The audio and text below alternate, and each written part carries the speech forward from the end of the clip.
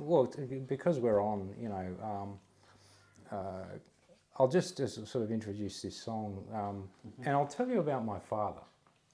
My father used to be able to make anything out of nothing, and it was the thing that I really loved him for. That some of our favourite times were we'd go to the tip, right, and we'd get the trailer and you'd come back with all of this stuff, and and we had a couple of old sheds that were put up. This is country Western Australia, put up out of tree trunks and tin. And some of my best times were spent in the workshop there, just making stuff out of offcuts and out of things that we'd brought home from the tip. And I think the emblematic piece for my dad was it was a truck rim with some square iron up through the middle of it, and it was a drill stand. Oh yeah. Right, and he'd made a drill stand all out of pieces that he'd found in places. The motor was the motor out of a washing machine, and I think he bought the pulleys, and that was about it, right? And the chuck, and the rest of it was like roller bearings, to do the shaft and all that, and he made it all himself, right? And so, that was the sort of thing. He'd pull the motor apart without a manual and put it together, and then there'd be a bit left over, and he'd pull it down again and put it back together. And so that was kind of my dad. Now, he died in 2002. He got Creutzfeldt-Jakob's disease, which is a rare brain disease. And so, I missed him after that.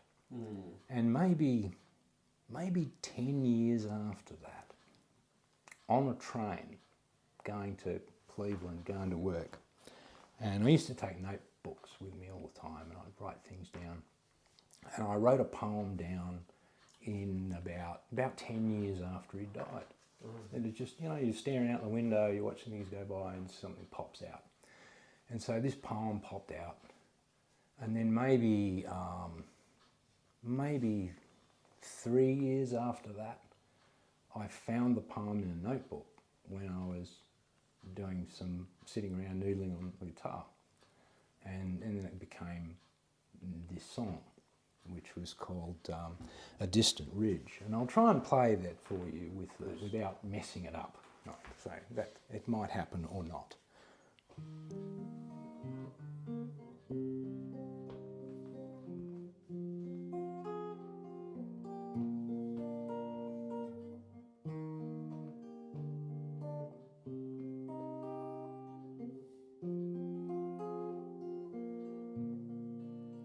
So cold and steep the path you took, and dreaming I imagined that I saw you on a distant ridge, across a valley wide and deep. Reach my arm out in my sleep to offer as a hopeful bridge.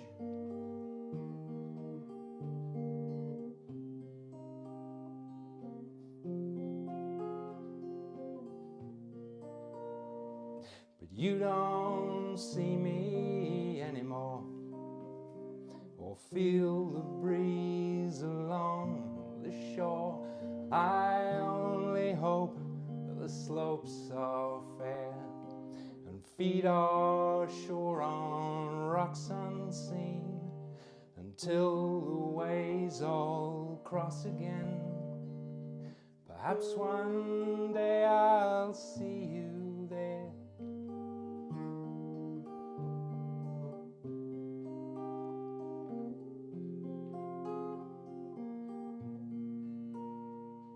And lately the wind's been howling, hide me from the cold, stripping all my shelter bare.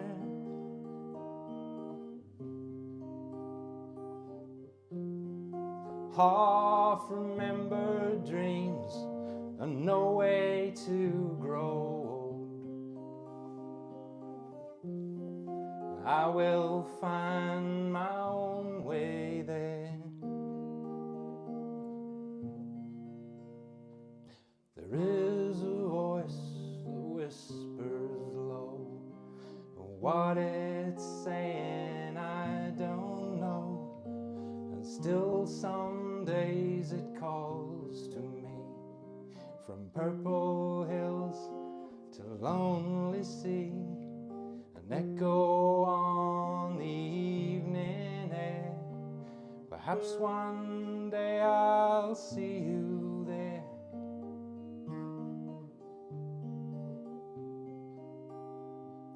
And I don't hope I wouldn't dare. Perhaps one day I'll see you there.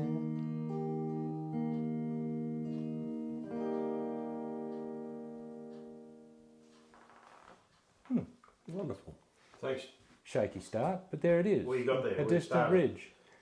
Ian, we're having a look around your, may I say, studio here, and it's obviously got lots of aspects to it, and you've shown us around your house at the various weaving projects and loom projects that you're doing.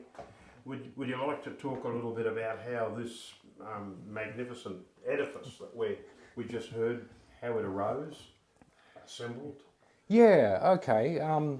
I didn't get an opportunity to do any music when I was a kid. Right?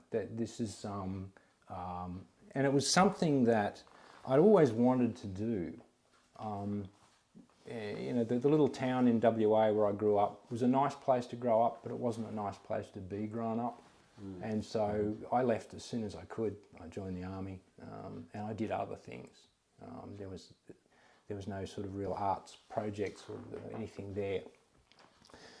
Maybe when I was just about to leave the army after a nearly 20-year career, a primary school student, a primary school teacher who was teaching our kids offered to teach the parents of the kids the instrument that they brought home to just so that they understood what they were going through. And my wife and I went along and we undertook that process. And so, you know, I started with a trombone, and Rose started on the euphonium and wound up playing a tuba. And then I just started to get into other things, you know. And so I thought, well, that's really interesting. Now, what about guitar? What about the bass? You know, we'd gone from that and into community bands, and we're sort of struggling with all of these things. And along this I guess this process of being involved in organised music, I started to think, well, what about making my own? Mm-hmm. And sort of, you know, reflecting on that thing about my father, about he'd make things out of bits and pieces. And I've always loved that process where if you can look deeply into something and see something else, you're on it, right? You sort of, you know, can you look into a wheel rim and see a drill stand? Can you, you know, can you look into a sheet of paper and some chords and see a song? You know, how do these things fit together? You know, and I've got this. You know, I've got sort of books like, you know, chord progressions for songwriters and writing better lyrics, and yeah, you can read them, but until you start to mess about with things and begin to, I suppose, you know, you take a little bag of colour out of your own heart and squeeze it over the top, and let it sort of drip down through the. You have to. It has to come out of the middle. And that drips down through the song, and this is an early one for me, but I'm pleased with this because it contains what I felt for my father, and I'm pleased to play it because it's okay. Here I am, right? You know, and it's that. that this is possibly the most vulnerable space of all. This writing space, especially if you're not an accomplished musician, if you're just trying to put things together out of your own interest because you love it. You know, everything's on display, from your own poetry and your own words, your own experiences, your own musicianship, your own technical expertise with things, your own poetry, your own voice. You know, the human voice is so vulnerable. People will put up with bad art. You know, you can walk past a bad painting and not be offended, but people won't walk past a bad singer without giving them a hard time or going, oh, you know, that's really hard. It's hard to hear yourself too, I find. It's really you hear hard. your own voice played back. It's like, really? Is that Really me? hard to hear yourself. And so I started writing things, and writing things with absolutely no intention to commercialise them. None whatsoever. It doesn't interest me. It's not why I'm doing it. I'm doing it because I really like this process. And it's the process, not the result, that I really like. The sitting down and the writing, the thing at the end, the artifact is really, it's nice to go, oh yeah, good artifact, great. But then you post it, boom, and it's static. It's stopped. It's not alive anymore. It's alive when it's being made. And I really like that. Thanks, Ian. Before we do the second question, you showed us around here several aspects of other activities you're in, as I mentioned before, the loom and weaving and so forth. Would you like to touch on some of those and how you have a metric or a system that you subscribe to? We've got micro and meso and so forth. Yeah. Would you like to talk about that ecosystem idea that you gave us? Yeah, that was, this idea of, it's an idea I encountered in some counselling studies, right, and just looking at some of the theorists. And one of the theorists was Bronfenbrenner's ecosystem theory. And he holds that you operate in microsystems. So, you know, like your work might be a microsystem, your family might be a microsystem, you might be in some community group, that's a microsystem. And then, but for instance, my work is not a microsystem for my wife, it's a mesosystem. So I bring things back from that system into the microsystem of our marriage or our home. And then and they affect her in some way, right? Especially if I haven't been enjoying it terribly much, right? So, but also if you have, right, that things affect other things tangentially, and they rub together, and there's some contact and some transfer, and that happens, I think, with everything. You know, like I'm doing some volunteering on a grief and loss helpline. And some of the counselling studies come into that, but also with fixing people's spinning wheels for the spinners and weavers. Right? People bring me wheels, broken things that have belonged to their grandmother who's passed, or my mother used to spin, and here's, you know, I've just cleaned her house out, and here's a spinning wheel, and I'd really like to have it fixed up and learn how to use it. And you go, okay, well, so here we are now, we're talking about a grief and loss and love story. And at the centre of it just happens to be this wooden artefact, which you'd like me to work on and put something of myself in and give back to you so that you can use it. And so, and that kind of stuff, when I go and sit down and write something, rubs off on that. Or I might have written something and had an idea, an insight that will find its way into a conversation with a person who's struggling with something, and I'm forever perpetually in awe about how those things work. So finally, Ian, you've been kind enough to play us a song, and you've got a number of songs there. We've got 6 or 7 questions. Did you want to have an expression of a song in between each of the questions, or would you like to leave that to a later point? Yeah. Well, why don't I play this next one on the audio? Mm-hmm. Now, maybe just as an aside, because can you reach up the top of that Roland, Ned, and turn that power switch off? It's about just forward of where you are. It's to the front. There's a power switch on the top. Yeah, this one. Yeah, you got it? Yeah. That's good. We're off. Yeah, because I don't want a live mic and hit up the Doing audio. the Jimi Hendrix thing. Yeah. So how much headroom have you got in your audio, Ned? Because I want to... This is probably best with a little bit of volume, but... So I'm going to play this audio. This song called Fold You In. People have played it about 1,200 times. I'm really happy with that. That's wonderful. From the States, from Russia, from all weird countries all over the place. I'm looking in my stats. And so it's gone onto some people's playlists. So clearly it's communicating something to somebody. I will say that in context, I've been touched by a number of deaths by suicide. And one of them was someone who worked for me.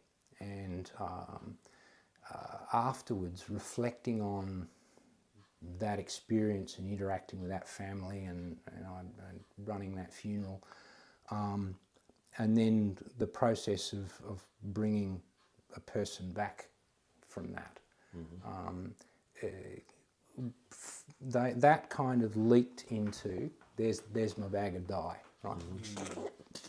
This is run down through this song. I'll give you the lyrics. Thanks.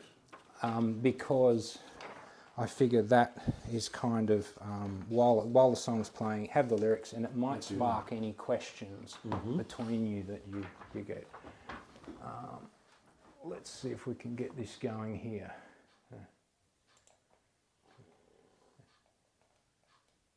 And my graphic often supports that sometimes, not always.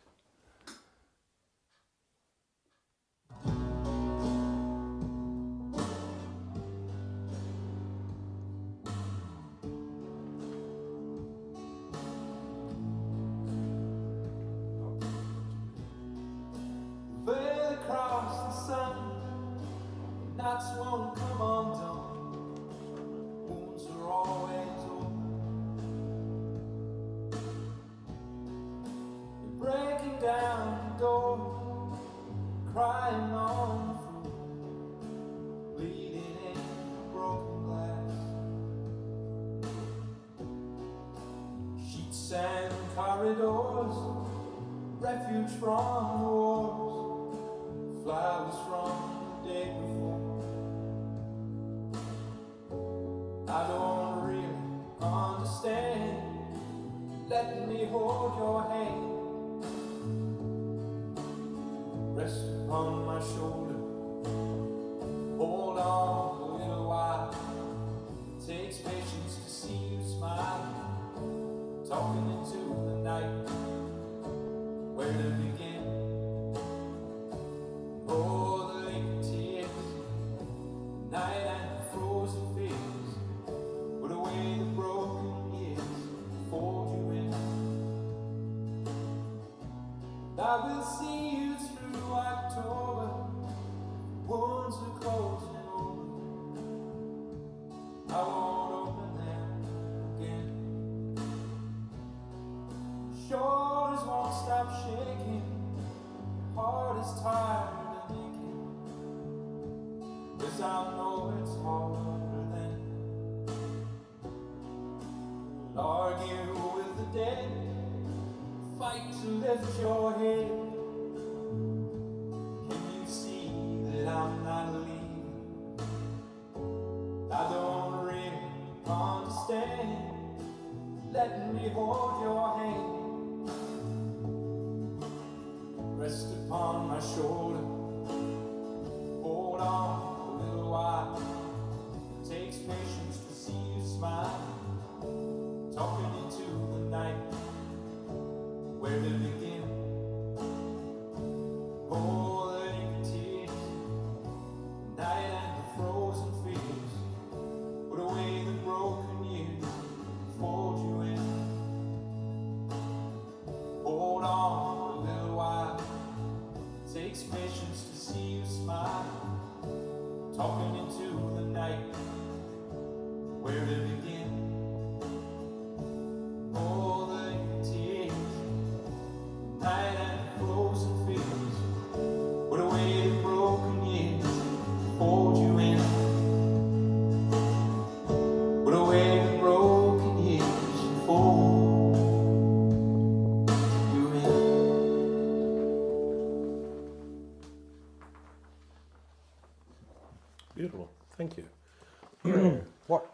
comes up from that.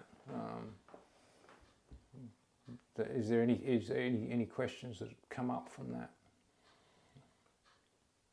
Well, I thought it was very suitable, or potentially suitable in a, should we say, even in a conflict situation where people are, whether it's post-traumatic stress syndrome or something like that, that they can. Well, I was identifying with it, but that doesn't really apply to me. But I could see with some veterans maybe, or other people that are ambulance officers and other people that have a frontline role in this topic. That's what came up for me. I felt musically there was a sort of kind of reflective and somber kind of a mood, and I think the your lyrics are sort of they're kind of open ended, right? That there's a whole lot of you mentioned a motivation being being touched by suicide specifically, but it makes a lot of sense that 1,200 people have kind of found something that this resonates for them. And I'm always curious because that what you meant, but you never know what someone is going to paint onto that. Yeah. And frankly, it's none of my business. So and what sort of is my business is the process to get it there. It's written from the standpoint of a bystander. Not an involved party, and so there's that little bit of separation in it. Hang on, if I get this, if I'm just going to get in here, I should have been more organised. Fold you in, okay. So I'm using Reaper, which costs about $100. And gets the job done though. It gets the job done. You can see that the production environment for this is pretty bare. I've got a track from a kit, which is always my baseline. I control time off the drum track. Yep. And everything else gets tracked against the drum track as the reference point. That's the process. There's a couple of guitar tracks. There's 3 guitar tracks actually. There's a strum. There's the arpeggios with the distortion, and all of those distortions are applied after. So and here we go into, we're talking techniques now, right? So we've left the emotional content of the material, and we go, okay, well, how did I assemble that? So now we've heard it together, let's pick it apart. I've got some, I've got some picked and strums. I've got some arpeggios, and I've treated those. I've treated those tracks differently. I've brought them in just through a little USB interface. Got a clean signal that was fat enough in the track, and then I'll do everything else off the clean signal. So I spend a lot of time editing the original signal. If you don't have you can see like that track's not terribly fat in the dynamic range. Right. And I did this pretty early on. I'd probably re-record that if I did that now, because I want the track to be fat without clipping. Right. Without exceeding, because that distorts. Yep. And I want, because if it's thin like that and I have to amplify it, I'm also amplifying the noise. Distortion. Yep. Yes, there's noise in the track, and so getting the noise out of the track is a problem. Interestingly, fun factoid, there's a solar PV system on the other side of that wall. Oh yeah. Right. Which puts a convenient 50 hertz hum into everything in the room. Right. Which is, and I heard something funny about that. There's a guy who was writing songs, always wrote songs in D and G, because the hum worked. It was harmonious. The hum worked in the song. It was in key. That's pretty funny. I never thought of that. I'm sure I'm going to use that. That, They call it a ground loop sometimes, I think, don't they? That 50 hertz hum. yeah, it's But like having a hurdy-gurdy going in the yeah. background as a drone, you know. But that was funny. But hum is not my friend. So, Right. so in the end, I ended up tracking things at night because the sun was down and there was no hum. Yeah.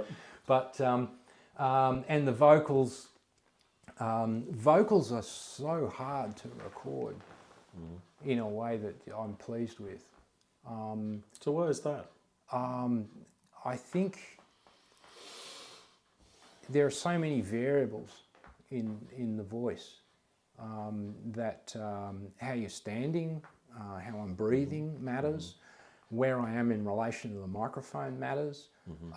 So there's ergonomics involved, but there's also emotion involved.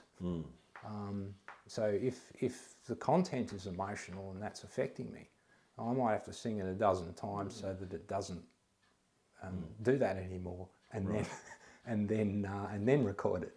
And so, and there's and with vocals, there's also a thing called comping vocals or compounding them. Right, so you might do a dozen takes, and you go, I really like that chorus. Oh, right. Right. I really like. You know the Easy Beats. She's so fine. There's a scream at the start of it. Well, sound engineer found that scream in a. Stevie Wright was ticked off with something in a rehearsal and did that in between takes, and then the sound engineer took that and he said, "What if I put that at the start of the song?" And it makes the song. Right. So there's all these things that are decisions that I make about. Okay, I really like that piece. The timbre of that, or I'm nasally on my vowels in that bit. I don't like it. There's a bird.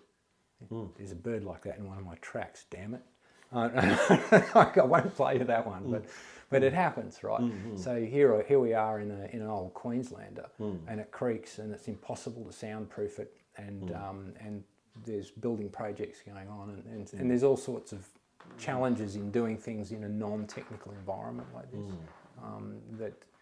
That's improvisational stuff, I guess. But it's the real world, isn't it? Like It is, yeah, and it's part of it. it's not too clinical. How do you solve those problems? Also, that's really the genre that or the design language we're trying to use here, so that we come to you in this circumstance, and you can see with Ned, he needs to adapt to each of these a little bit, like you're saying with your hum and the creaks and all this sort of stuff. So it is a challenge that we set ourselves when Leighton and I were designing how we did, like with TEDx, the person gets on stage and it's all controlled, right? And you get the stage on stage, but this is the guide beside here. And when you go beside, there's all these in-field type Little rough edges. The rough edges, Yeah, and it's the I think it's the interaction between a person and their environment that becomes part of the piece. You know that. Shall we hit up another one? Yeah, we can do that. Maybe And then we'll lead into our second question. it'll stimulate something else. I'm sure. Second question. Which one is that? That's in out, the Yeah, the inner experience. Yeah. Oh, I'll change my order then if that's the question. okay. We like that. Very much appreciate Yeah. that. Yeah. Yeah, let's do that then. I'll change the order because this one. Oh dear. Hang on. I just closed that. I didn't mean to. Tell you what, I'm going to open it again. Actually, I'm not. I'm going to play this one from the original. I'll tell you why beforehand. So, I recorded this shortly after I wrote it, where I was really the emotional content was still very fresh for me, and then I redid it after getting some feedback from some people, and I kind of like evened the time out, and I thought it lost something. Right. Like Those rough edges we were talking about, I guess, right? It's a song about pushing and pulling with time and memories, and the fact that the time in the song pushed and pulled was actually part of it. There's this thing called prosody, where you get that all of the things should line up thematically. Whether it's the rhythm, the words, the way that time moves in it. So these sort of things. Yeah. So anyway.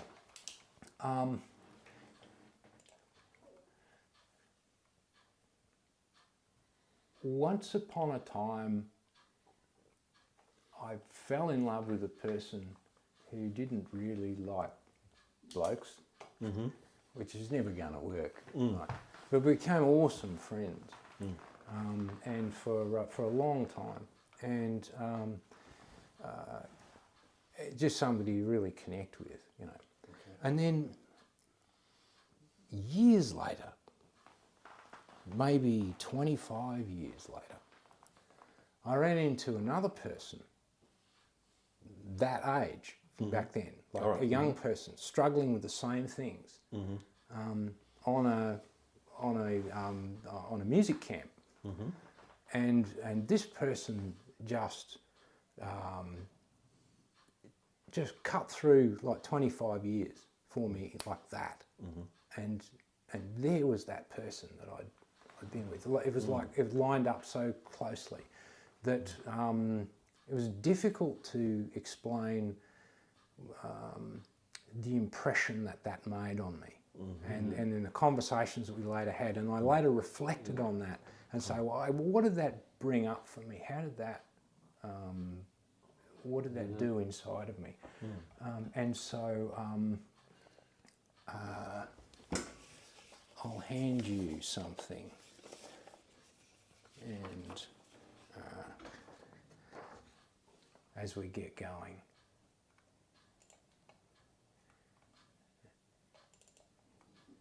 Yeah, I'll find the old one, because the old one's the one I wanted you to hear, even with a couple of bits of fret buzz and things in it. That okay, I actually like that better. And it's Silhouette.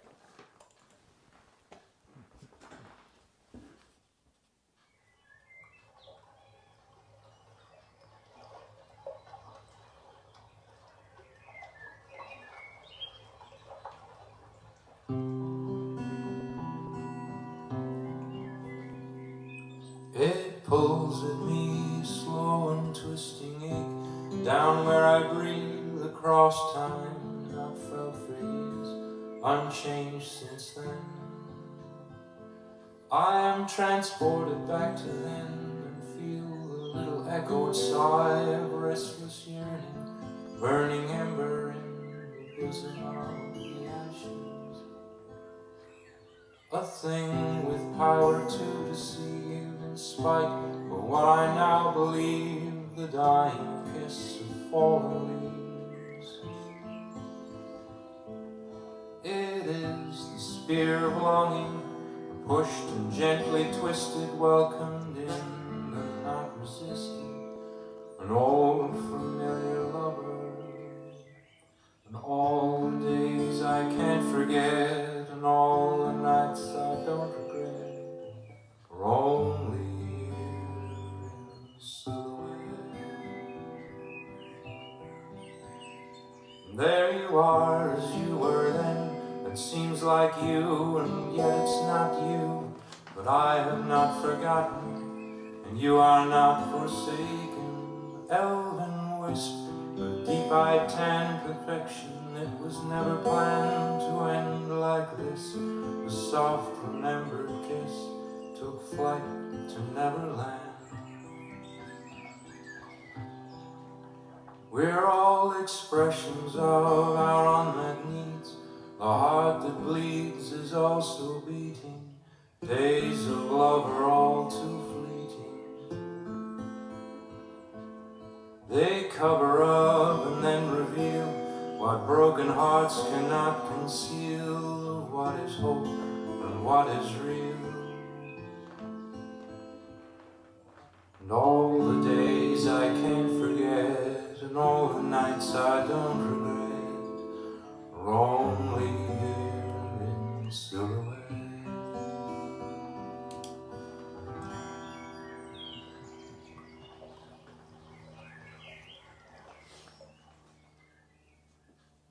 Yeah, Lovely. silhouette.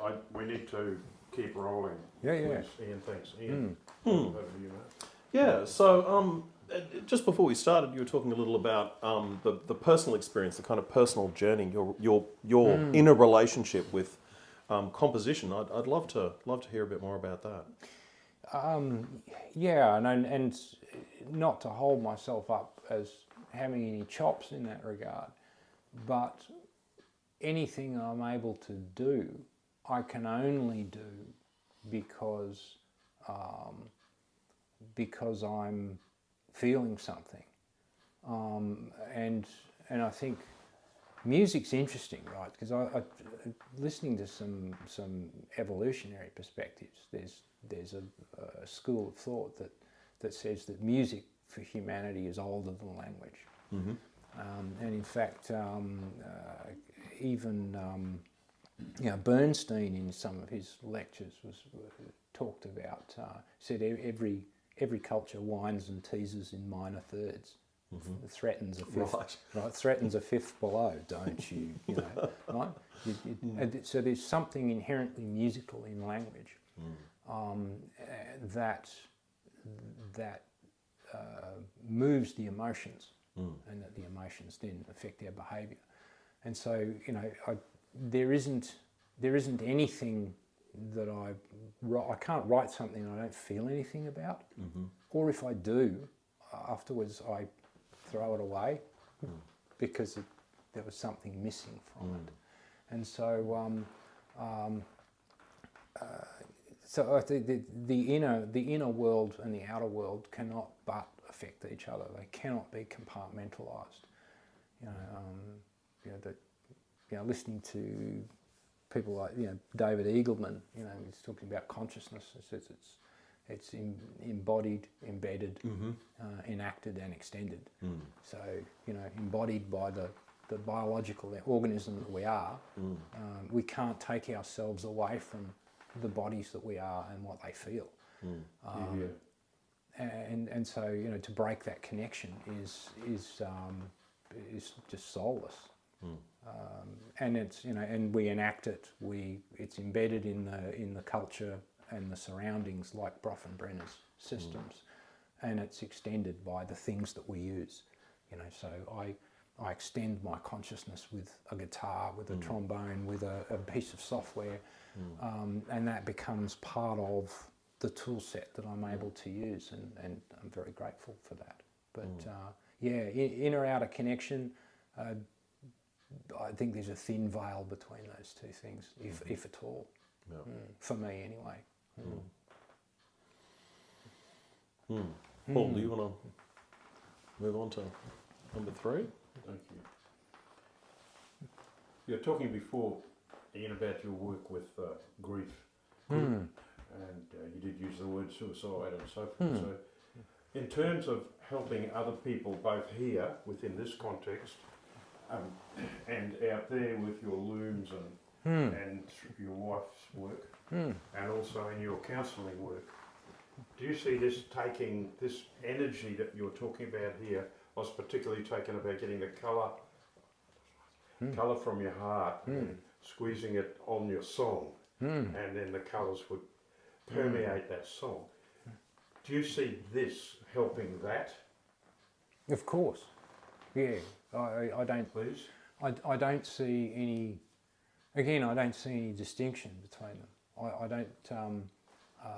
I don't want to compartmentalise pieces of my life from other pieces. So with we were looking at a spinning wheel, right? And so some of those are brought to me by people who that belonged to someone they knew. So that artifact is a physical continuing bond with that person who has passed. And so me being awake to that and then treating that artifact with the appropriate respect and treating that person with the appropriate respect and hearing that story, that all becomes part of it. So the way I listen to somebody on the telephone affects the way that I fix an artifact under my house who I'm going to give to somebody. And so You know, and the way I write a song affects how I talk to somebody, because effectively those are the same activity. Does that make sense? That, yeah. I'm a whole organic person, and I can't and should not lop off any pieces of myself in other contexts if I can possibly help it. So that's the way you help a lot of people around the ridges with what you're doing here.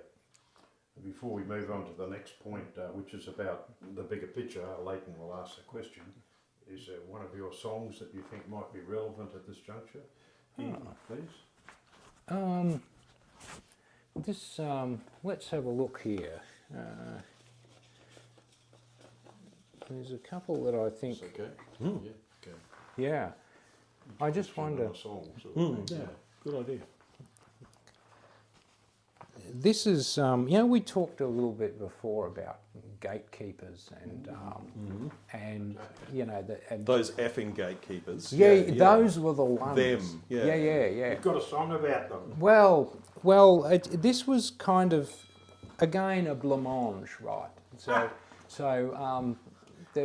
I'd heard a friend had introduced me to a Chilean musician called Victor Jara. And Victor Jara was a acoustic guitarist and sort of and Spanish singer. I don't understand what any of his songs mean because I don't speak Spanish, but I can hear what he's trying to say, or was, because he was abducted, tortured, and murdered by the Chilean Pinochet's regime, and his body thrown in the street, right, because he was protesting their activities. And so, and there was a great outrage in that country about that because he was very popular. And so, this concept of people doing the things that they do and doing the things that they love, and not being oppressed out of that became part of this theme. I thought, well, okay, well, how do I take Victor and this idea of you know, of oppressive bureaucratic regimes? We have them here, but they're just not murdering people in the streets at this juncture, at least. So but there are 1,000 tiny ways in which we get tyrannised out of the things that we love. And so, this song is called "Make My Way." You only need the first page because the second one's chords. You're welcome to play it if you want. But, I'll just find this again.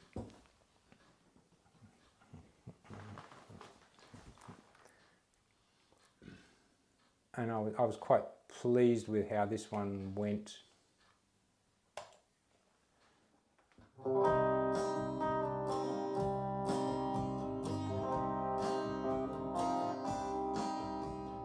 Windswept faces of old man trees, their heads are heavy and low, kneeling down to the westerlies, keeping what they know. All the blood that they have seen, all the bones in the roots below, they tell me they can feel it coming, it's not long to go. I am a bird on a wild coast, a cool shadow and a hollow ghost, working to what I want the most, trying to make my way. Father, I can see their flags, and I can smell their fires. I can hear their dogs calling, it's me that they desire. I remember what you told me, I will move at night, softer than the whispered word, under their line of sight. I am a bird on a wild coast, a cool shadow and a hollow ghost, working to what I want the most, trying to make my way. She is speaking like the wind, moving through the trees, always just ahead of me, floating on the breeze.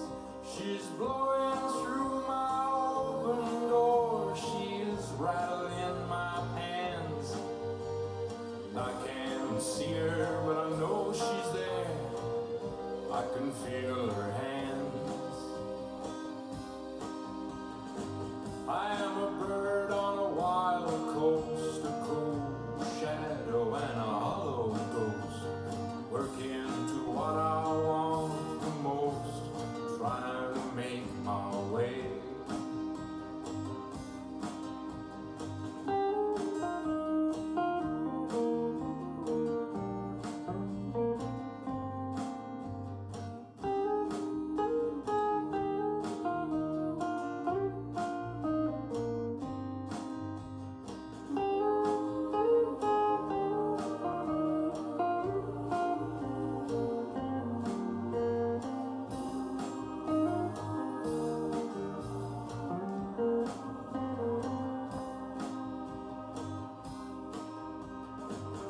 From the end of the tether rope to the hills with the waters clean, what I fear and what I hope, I run the space between. I'll walk with you in the summer fields, but not today. Freedom's on the whipping wind, she's got a price to pay. I am a bird on a wild coast, a cool shadow and a hollow ghost, working to what I want the most, trying to make my way, trying to make my way, trying to make my way.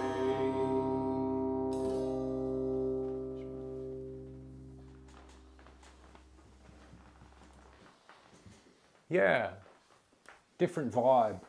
You know, it's about it's a bit of a rebellion song, that one. You know, it's there's a little bit of the revolutionary on the run kind of feel that I wanted in it, and how do I get that? And so you know, the It's chord. got that almost country music, fight the power, rebellious kind of. Yeah. And so you know that it's some it's so a different sort of feel from the other ones that we listened to, and that was really about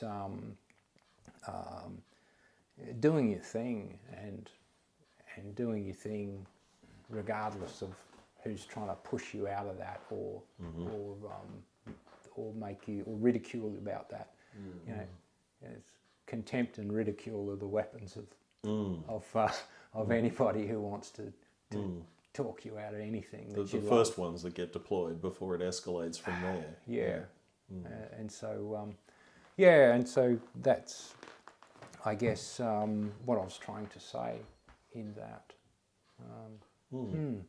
So, the next question, I guess we could even frame this in Brofenbrenner terms. I think that might be fair. You know, you talked about the micro and the meso that connects the micros, and then there's kind of a macro, right? Like our children's children, the really big, you know, like Save the World, you know, the large scale, the ambitious, and I think we know these things are connected, but how? What are your thoughts about this? You know, I've always been astonished about where things can go. Like, you don't know when you say something to somebody, you don't know what they're going to remember or what they might later do with that. Yeah. or how much they might have needed that at that moment.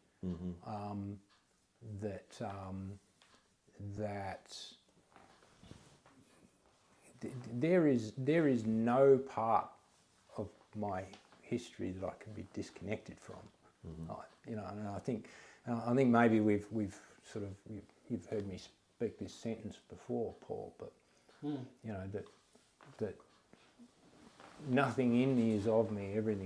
Everything has come from outside, and my biology and my experiences conspire to bring me precisely to here right now. And there isn't any part of that I can change that would result in this point that we're at right now in this interview. We'd be somewhere else. We'd all be doing other stuff. So that all of those parts affect all of those other parts. And I've got great respect for that. That whenever I do something, any of the activities that the crazy, random, mixed up bunch of activities that you've seen sort of so far, that they all affect each other. And if they go on to affect somebody in a positive way, who later then does something which is enormously consequential, I don't know. That might happen.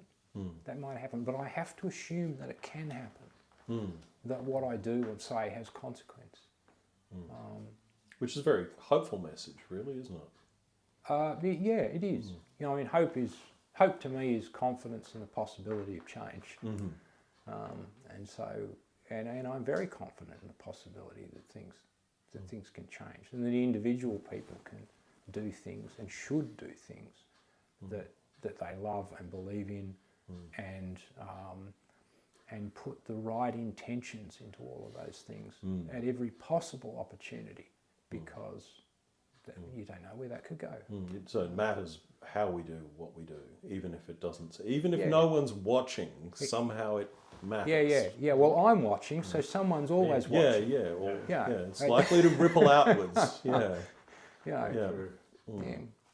If I'm the only one that knows that I've committed a crime, somebody knows, and that matters. So it's that's how I think all of these things hook up, because our intentions colour what we say and do, and what we say and do colours what happens to other people.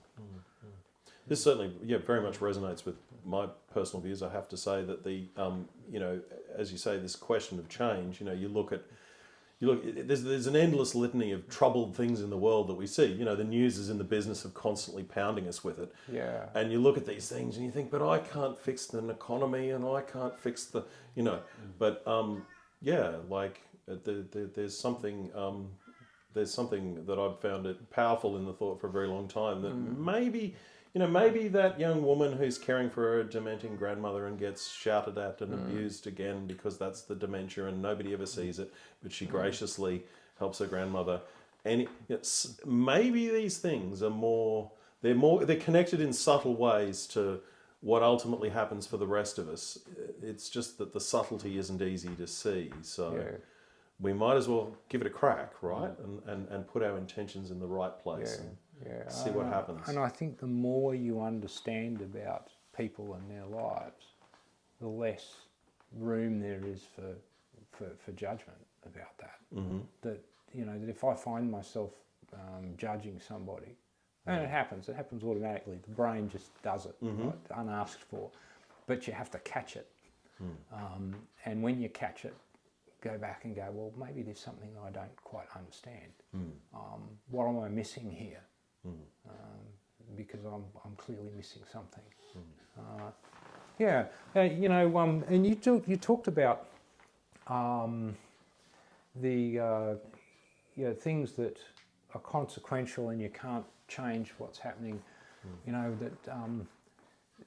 Recently, especially in recent years, a great deal of focus has been put on what has happened to Indigenous people, First Nations people, as a result of colonisation. I grew up in a place which was, when I reflect upon it, deeply racist. In fact, it was so racist that everybody's so racist that nobody was. Is the way that I put it.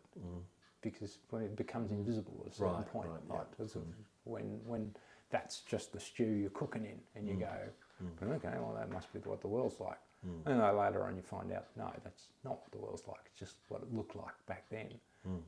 That's what it was showing me. And then you start to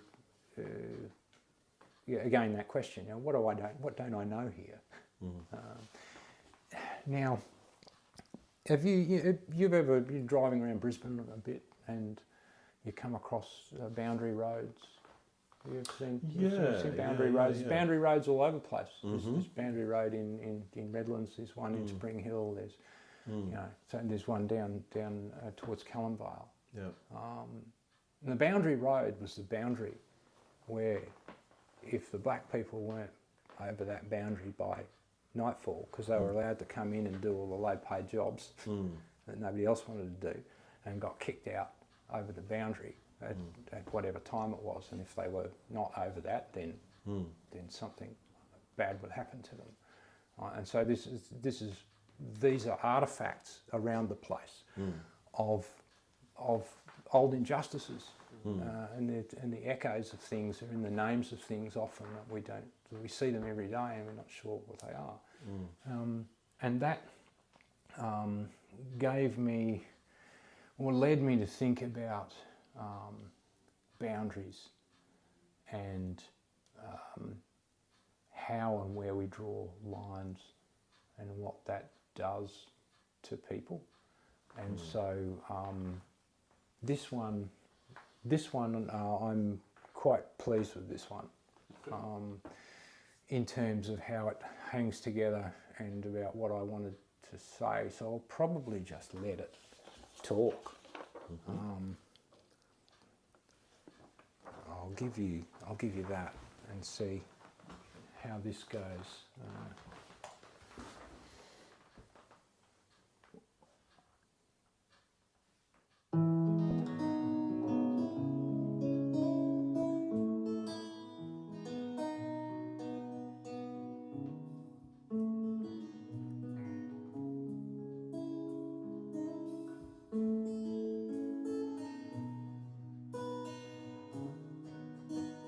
Rain falls soft down the boundary road. Which side of the line are you on, boy? You know you can't be here, it's your time to go. He's on the borderline. Desperate people in desperate times. Now you have nowhere to go, girl.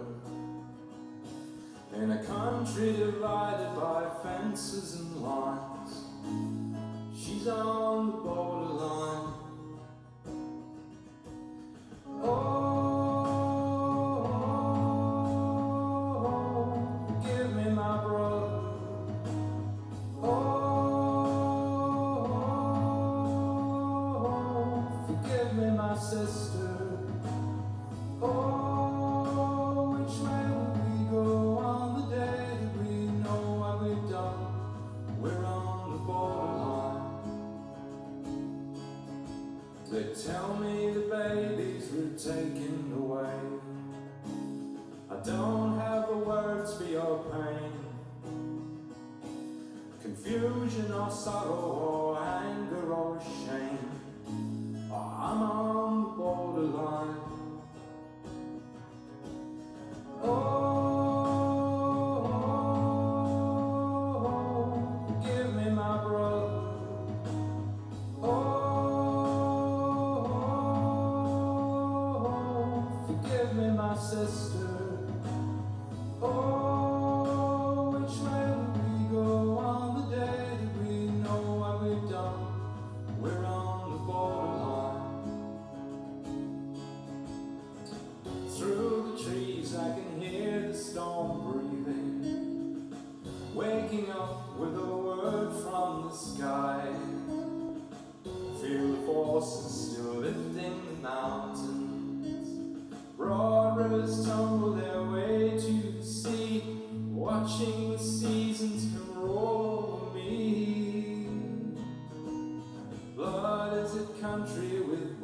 borders defined, yet shifting and drifting like sand. The past and the future are lines on our hand, while we draw the borderlines. Oh,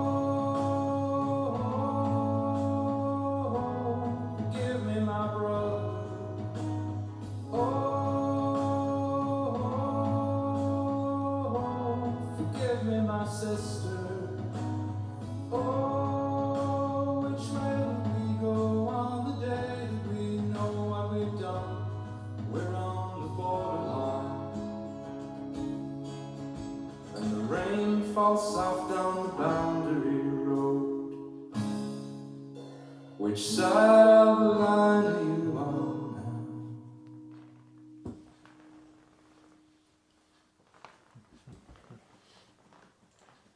Yeah, yeah. So as a cartographer, Oh, of course, yes. lines were interesting to me, and how we divided up space, and how we think we own it,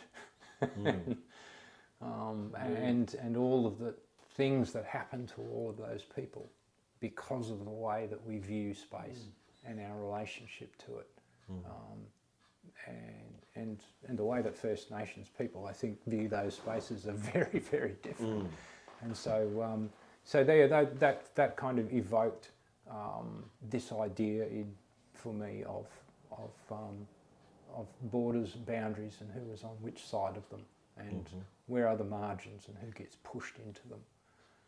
Peace. Yep.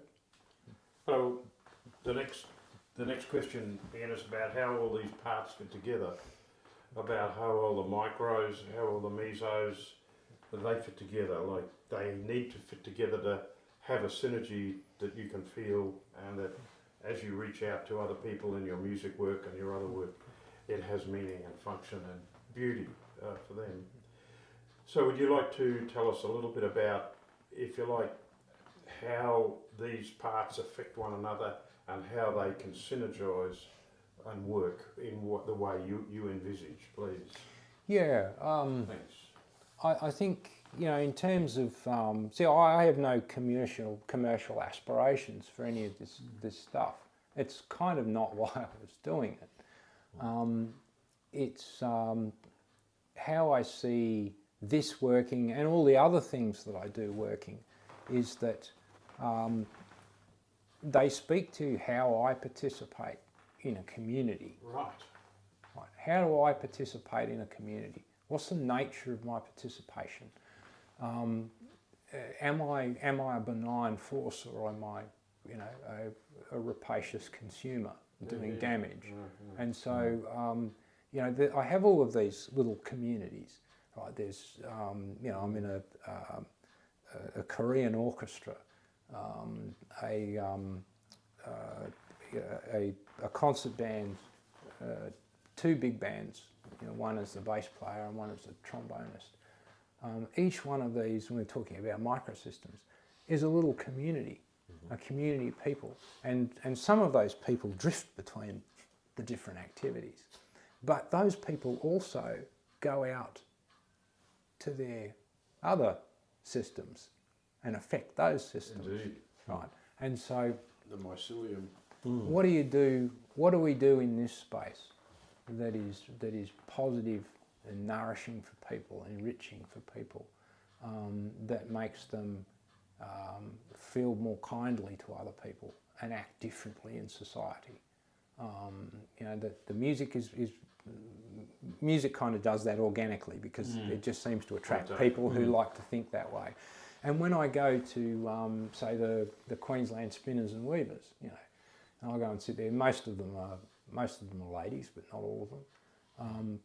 But these are accomplished craftspeople who come together as a community, and they've got maybe 12 different groups that they run within that group. The different sorts of crafts, and there's the spinners, there's weavers, there's people who work with paper, there's dyers group that I got involved in.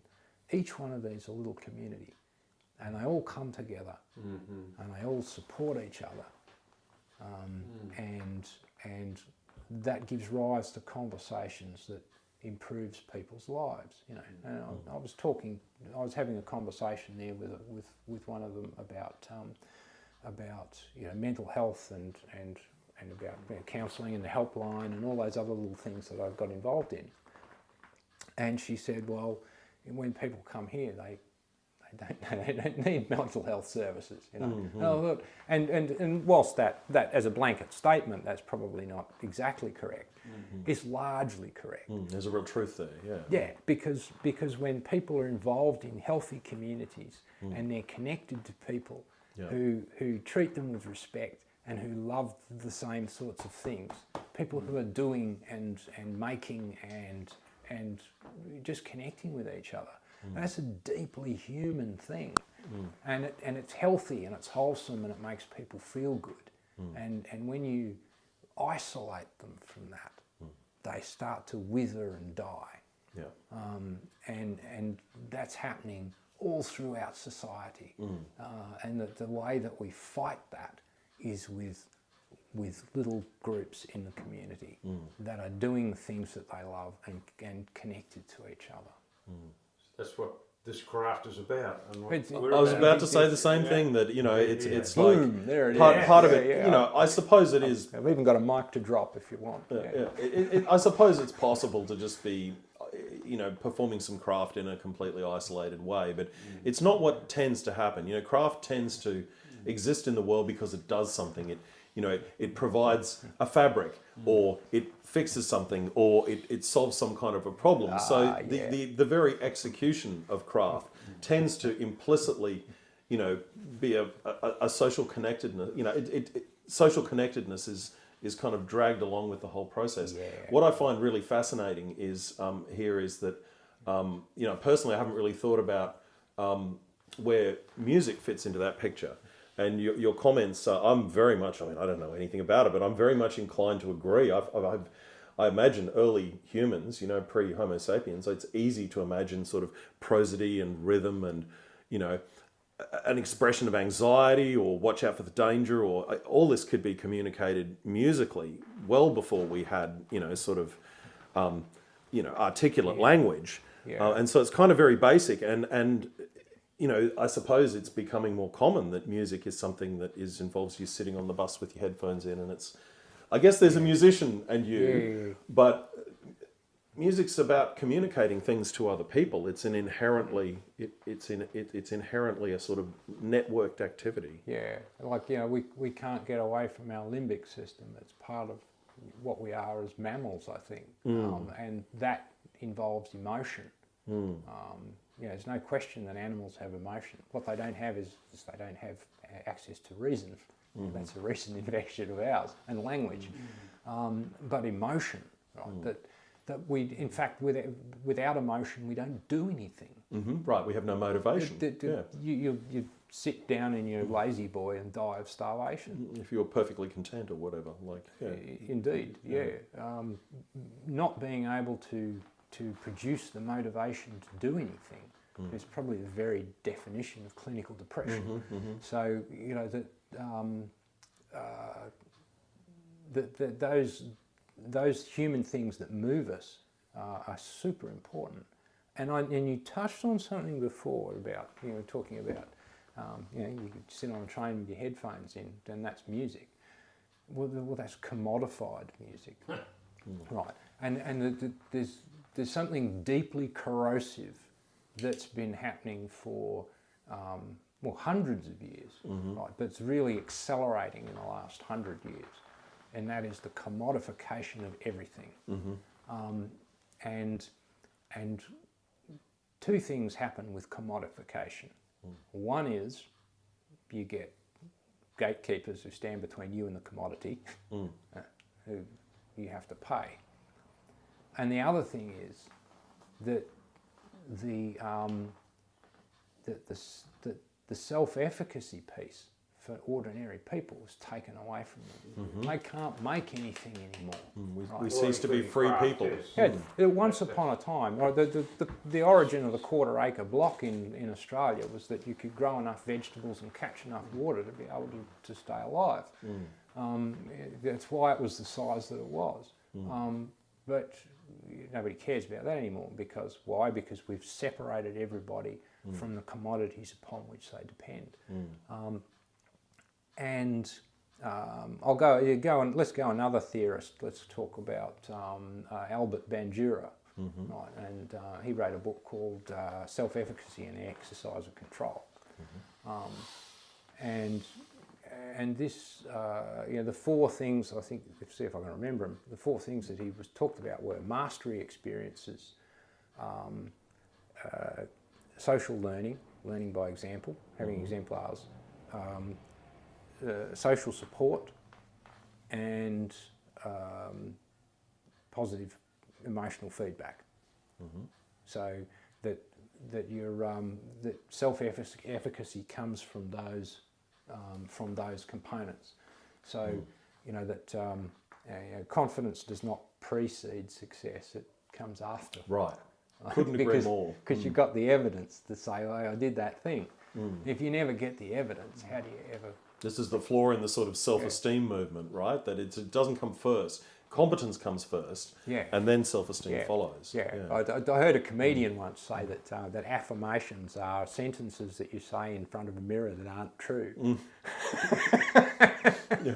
And that, you're standing in front of a mirror saying, "I'm confident and brave," will not make you confident and brave. Going out and doing stuff that scares the hell out of you and pulling it off, that's probably do it, right? Because that's a mastery experience.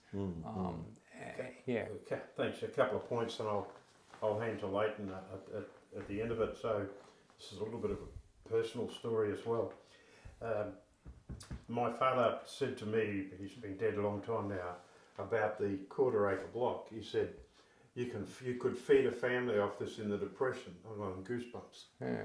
You could feed a family off this in the Depression. So and then there was, hand a cabbage or lettuce over the fence type of thing. That if you like, the community links, the mutual aid was really important. Yeah. Leighton's got an idea, which a term he'll explore later with you, which is under the radar, and I'd use the term for me as, should we say, Ned's father uses the term being creative, and I'd use the term informal, and that's really the beauty of an informal network, which is separate meaning to social, as in the government colonises. But what you're talking about is the informal network, and of course the informal economy in developing economies is massive. It's beyond, outside the cash nexus. This is mates rates. It's outside, as Marx would say, outside exchanges denominated in dollars, and this is what you're talking about as well. And Leighton has a term, a concept he's explicated to me here, which might be relevant now, Leighton, of mycelium. Would you like to link that in if you think it's Yeah. Well, when we get to our under the radar session, we'll maybe unpack this a little bit more. But just to sort of foreshadow, it's I guess I like the metaphor because it's this kind of thing that's it can spread vast distances, right? But it's out of sight. But it's kind of connecting things, and there's some sense in which mycelium provides. I believe there's some sort of signalling network involved, right? Such that some threat or infection can happen over here, and quite some vast distance away. We know fungi can exist on kilometre scales, and anyway, but this idea that there's something that's out of sight that is a kind of signalling or a connecting or network. Yeah, and that when you're sitting with a person, that things pass between you that there are no words for. And we pick those things up as human beings in our non-verbals, in our the way someone's sitting, the way they're breathing, where they put their eyes, all of those things say voluminous things. And we've now built means of communication which have stripped all of that. Narrowed away. it down, really. Narrowed it down. Right, the bandwidth is huge, but incredibly narrow. Narrow and commodified. Narrow and And very commodified. frequently. You know, so I'm Curated. yeah. I'm deeply saddened by the taking away out of the hands of people of the means to ensure their own survival. I think that's Like borderlines in many instances, for example. incredibly big mistake humanity-wide. I have to go back to the rule of threes. I'd heard this once, and I can't remember where to attribute it to. But the rule of threes. It says 3 weeks without food, 3 days without water, 3 minutes without air, and the human being is in desperate trouble. We can't separate ourselves from that. Right? So as soon as something starts to separate from you from your human needs, the satisfaction of your human needs, you're in deep trouble. Whatever those needs are, whether they're psychological, physical, biological, or social. So, and I think this is what commodification does: is the deliberate separation of a biological organism from the thing which satisfies its needs. And that's a real act of violence in my view.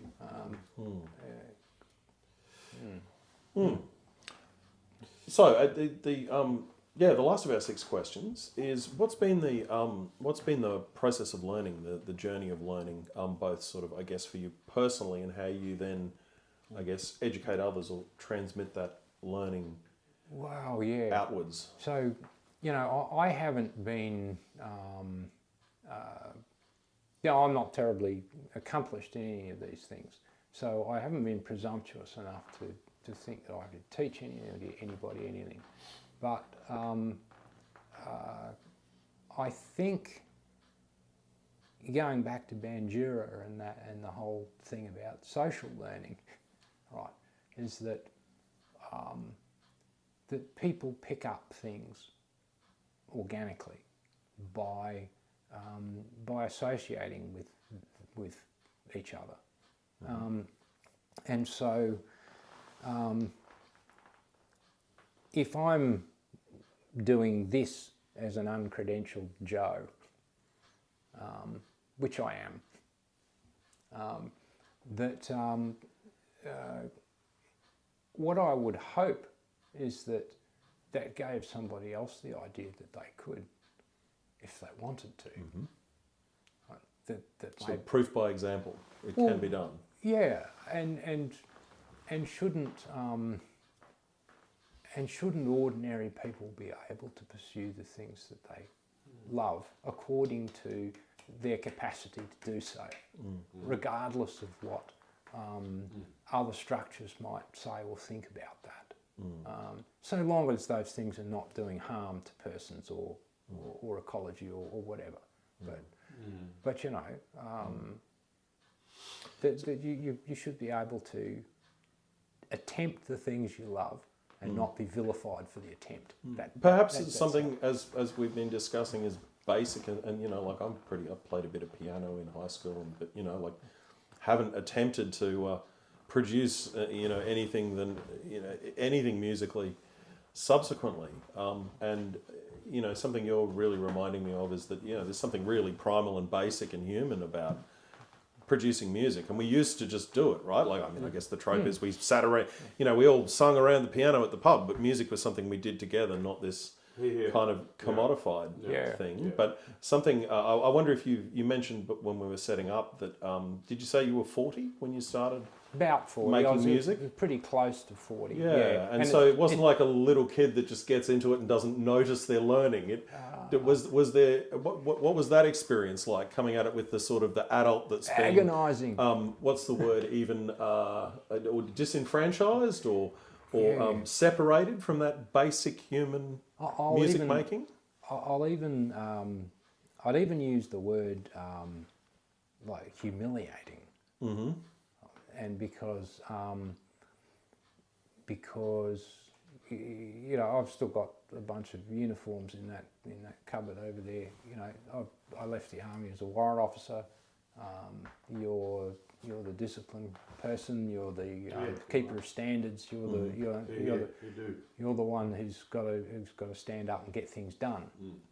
And so so you follow that path, and you get to this point where you have a view of yourself as being a confident person who's worthy of respect of some sort, you know, rightly or wrongly, and then you throw yourself into an activity where a small child is able to outperform you in almost every way, right?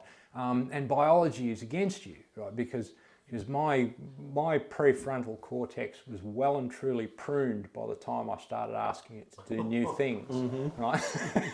It was, Old dog, new tricks. and it just went, you want me to do what?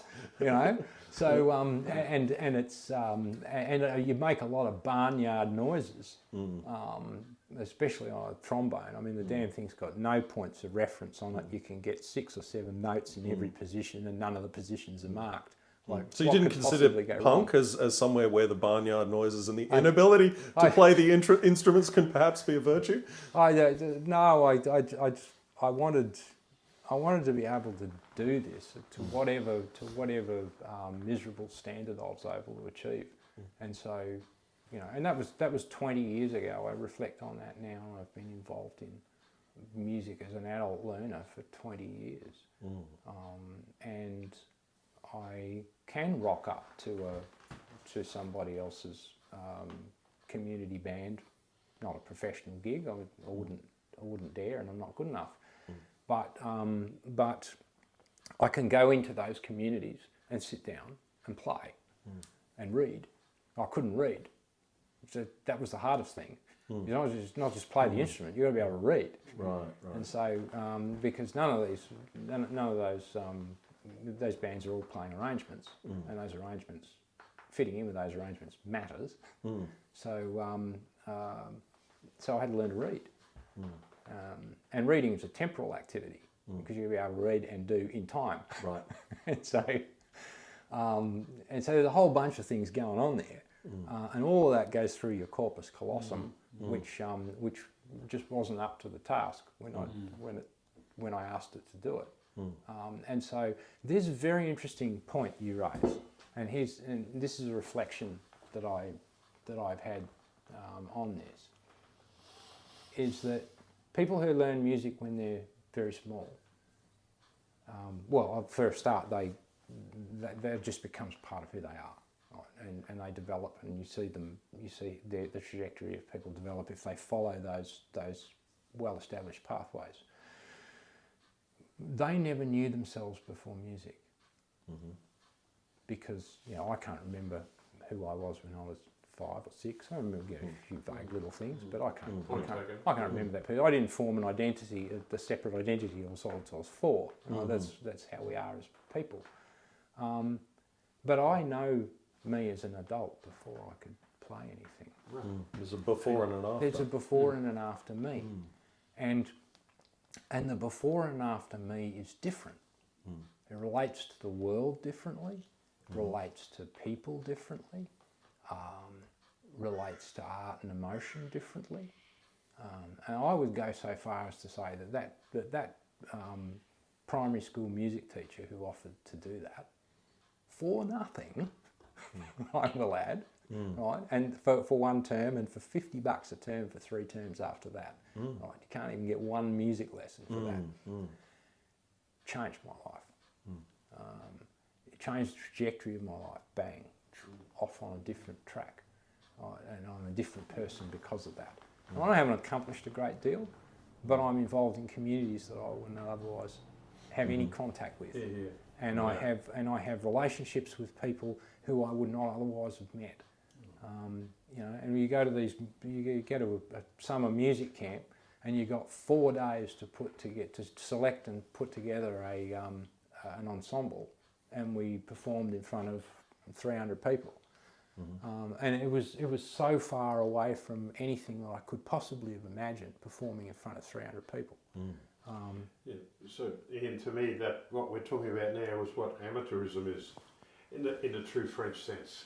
Well, It's yeah, that it's love of those who love what they do. Yeah. So we've got one more question that I'll throw to Leighton in a moment for. Before we do that, is a transition you'd like to take us through with another one of your songs or a musical that you've got prepared for us, It's or you've selected for us? yeah. I just wonder what would be good at this juncture. If none, that's fine. Ned will edit it out. No, I'm just thinking. But you were looking at something there where a group of you got together. I was, yeah, Yeah. and it's a copyrighted song, so you might not be able to use the audio, right? right. But I can certainly play it for you if it adds you to the reckon? You wanna- ambience. Oh well, like it'd be interesting to hear. Yeah, I mean we Yeah, can always. it gives Ned a Yeah. it gives Ned a headache though. But yeah, let's do it. Yeah. And So that- yep, okay. if he prepares himself, we might be okay. So I'm just going to find tracks. So this is the group that we put together. There's a guy in his 60s with a euphonium. You know, it's like a little tuba. You know. Yep. And there was some kid on the drums who was an absolute monster. And you know, and another kid, a bass player, who's probably 15 or something. There was a cello, there was a violin, and I cranked out the vocals, and I had a couple of kids doing backing vocals and stuff for me, and we put this on. We put this on in 4 days. One of which was spent selecting the song. And Wow. so you know, it is what it is. But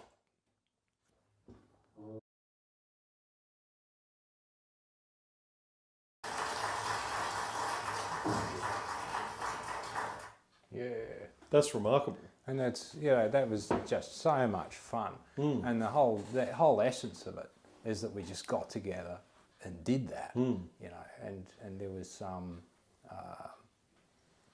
you know, that. And I thought, and that was taken off the board at the auditorium in the soundboard on the auditorium at USQ, so in Toowoomba. So yeah, it was just a little community that comes together, and then you go, okay, well, what can we make? Remarkably tight for so little preparation, and nowhere to hide with an Nowhere ensemble to like hide. that. You know, it's not like you're the third clarinet and it doesn't matter. No, no. So yeah, you know, that was for me. That represented.